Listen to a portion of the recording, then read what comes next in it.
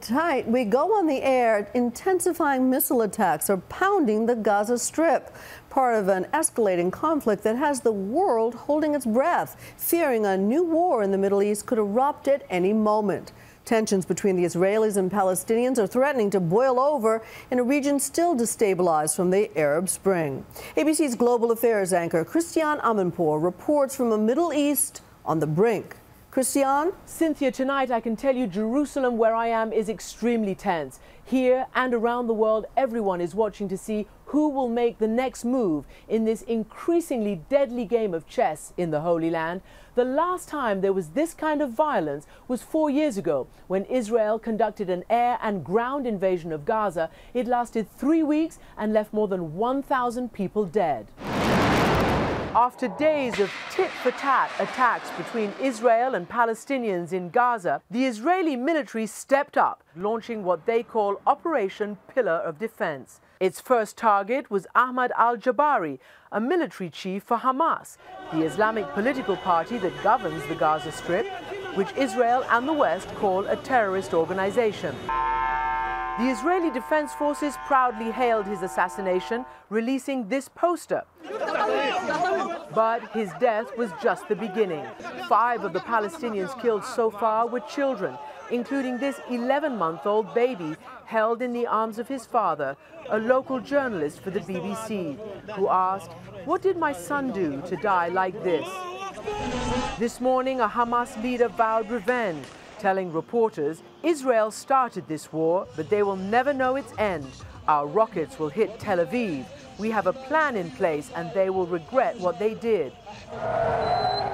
And Hamas made good on that threat, launching a rocket attack on Tel Aviv, Israel's largest city, where residents crouched in fear. Tonight, Israeli troops were seen making their way to the Gaza border, a grim indication that a ground war may be next. This battle, which is playing out against the background of an impending election in Israel, is the worst fighting the region has seen in years. The last time rockets threatened Tel Aviv was during the 1991 Gulf War, when Saddam Hussein's Scud missiles hit the city. And tonight, tensions inside Gaza remain high, as my colleague Alex Marquardt found out. The distinct mushroom cloud of an Israeli missile strike met us as we arrived in Gaza at sunset.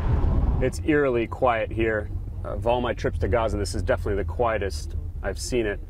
Very few people in the streets. All the homes and shops are closed up. Everyone seems to be hunkered down inside. For good reason. Israel has so far targeted 300 sites in Gaza. The missiles rain down with loud thuds if they're far away, deafening booms if they're close.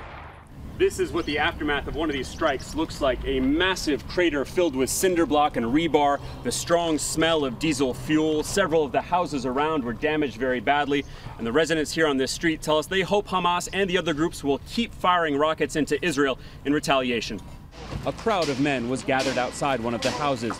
We met 30-year-old Amar El-Bana, who said the strike felt like an earthquake. They're targeting civilians and kids, he said, calling on Hamas and the other militant groups to hit back hard. Back in Washington, President Obama has been having calls with leaders across the Middle East. I want to express my appreciation once again to President Obama for his unequivocal, clear-sighted support for Israel's right to defend itself. Here in Israel, the government has taken this battle to social media. Its official Twitter feed has blasted out threats to Hamas. It warned yesterday that no Hamas operatives, whether low-level or senior leaders, show their faces above ground in the days ahead.